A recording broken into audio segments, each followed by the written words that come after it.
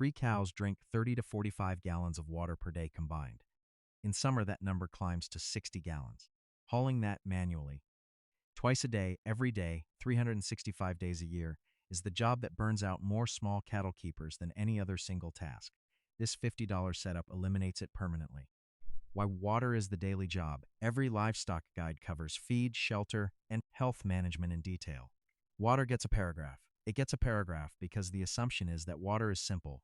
Fill a trough, walk away.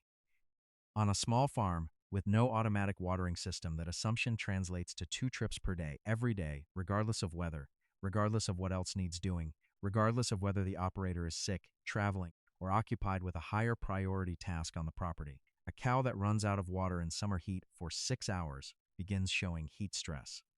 At 12 hours without water, her feed consumption drops and milk production in a dairy animal falls measurably, a drop that takes 2 to 3 days of normal water access to recover. Water is not a background task. It is the highest priority daily input the cattle operation requires. The $50 automatic system makes it invisible. The $50 parts list. Every component in this system is available at a hardware store, a farm supply store, or online. Nothing is specialized. Nothing requires a plumber to install. One stock tank, a 100-gallon galvanized steel or polyethylene tank, runs $30 to $45 new, and $15 to $25 used from Facebook Marketplace or farm auctions. This is the primary water vessel. One float valve, a brass or stainless steel livestock float valve with a 1/2-inch inlet thread, runs $8 to $12. This is the only moving part in the entire system, and the component the automatic function depends on entirely. One 1/2-inch male-to-barb fitting, $2. One length of 1/2-inch polyethylene tubing from the water source to the tank. Price depends on distance, typically $5 to $15 for a standard homestead run. 2 hose clamps, $1. One 1/2-inch shutoff valve for maintenance, $3. Total system cost at new retail prices, $49 to $78, depending on whether the tank is purchased new or sourced used. With a used tank, the system lands comfortably under $50. How? The system works. The operating principle is identical to the mechanism inside a household toilet tank. A float sits on the surface of the water in the stock tank. As the cows drink and the water level drops, the float drops with it. The dropping float opens the valve connected to the water supply line.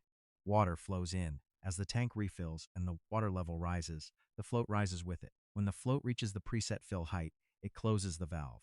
Water stops flowing. The tank holds at the correct level indefinitely without any manual intervention. Installation takes 30 minutes. Mount the float valve to the side of the stock tank at the correct fill height, typically 2 to 3 inches below the tank rim, using the provided mounting hardware. Thread the 1/2-inch polyethylene supply line from the nearest water source to the float valve inlet. Secure with hose clamps at both connection points. Open the supply line shutoff valve.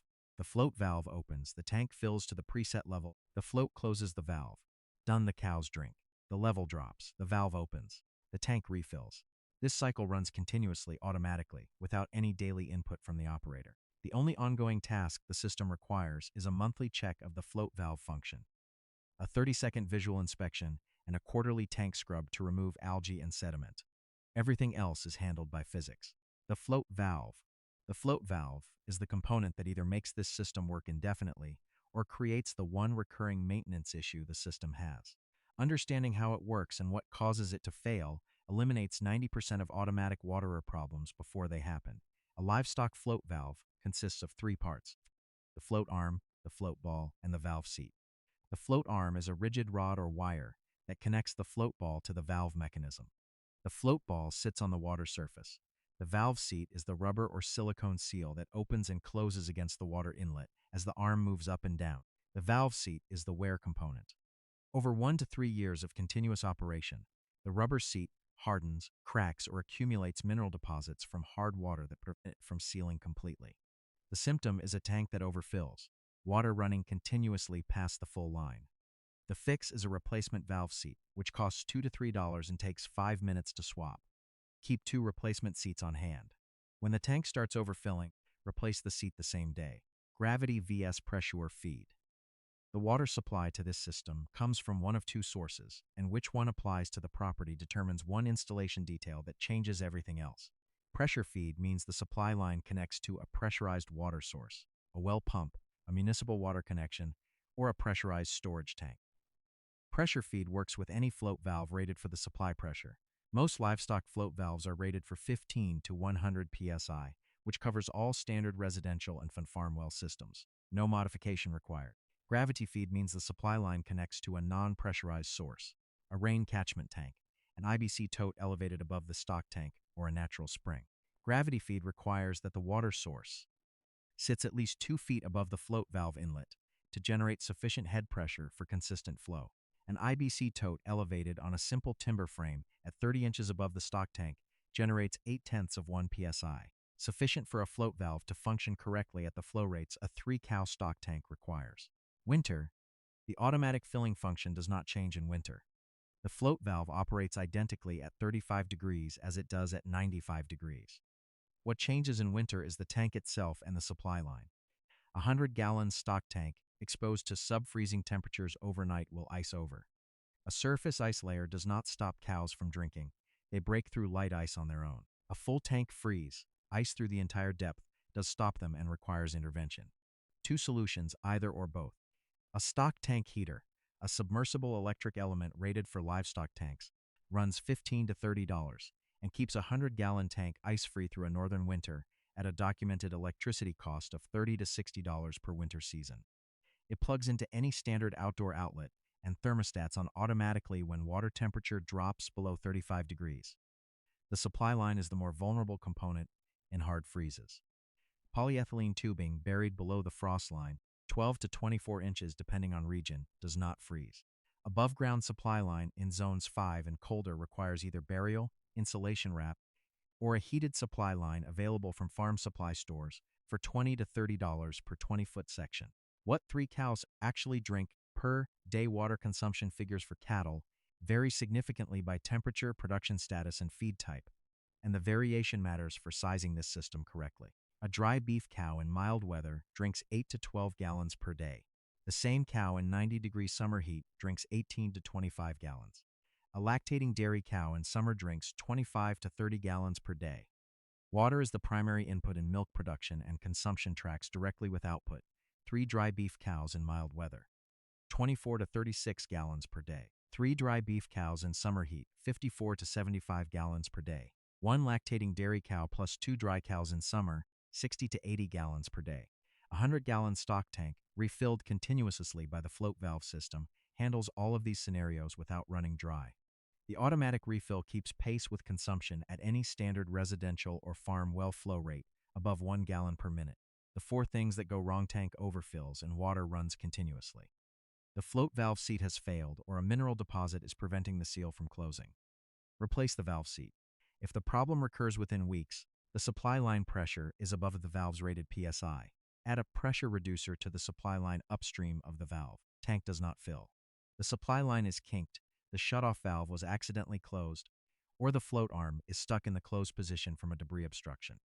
Check the line, check the shutoff valve, and manually push the float arm down to verify it opens the valve freely. Clear any debris around the float mechanism. Water is green or has algae growth, normal in outdoor tanks with sun exposure. Scrub with a stiff brush in plain water quarterly.